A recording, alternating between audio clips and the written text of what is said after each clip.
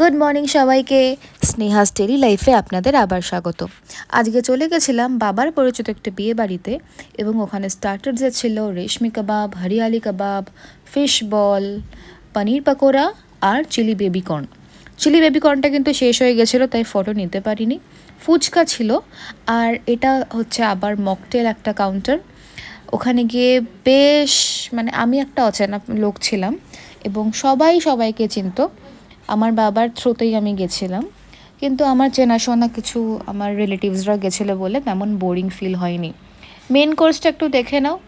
করেছে কুলচা, চানা মশালা, fish fry, ওদিকে mutton biryani আর chicken চাপ। অলমোস্ট আগের বিয়ে বাড়িটার মতো না, সেম মেনু ছিল।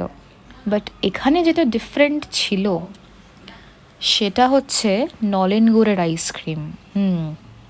বাট আনফর্চুনেটলি যখন আমি আইসক্রিমটা খাই তখন কিন্তু নলেন গুড়ের আইসক্রিমটা পাইনি। ওকে, চাটনি পাঁপড়ের সাথে কোনোদিনও বন্ধুত্ব আমার ছিল না, তাই আমি খাইনি। মেনুটা দিয়ে দিচ্ছি, একবার পজ করে দেখে নাও। এটা হচ্ছে বিয়ের মেনু, এটা আমার প্লেট যেটা আমি খেয়েছিলাম, এবং দেখা হচ্ছে পরের ব্লগে। বাই।